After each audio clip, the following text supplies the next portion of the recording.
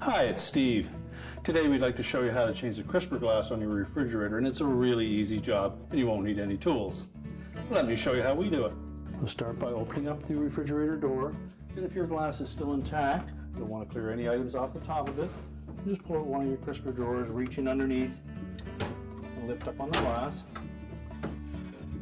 and discard it.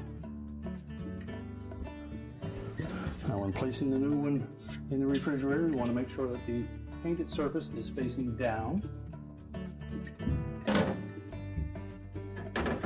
Fit it carefully into the opening and make sure that it sits flush.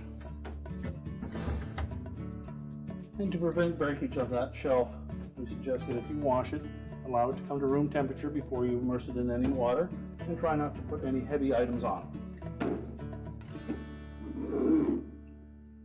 And our repair is complete.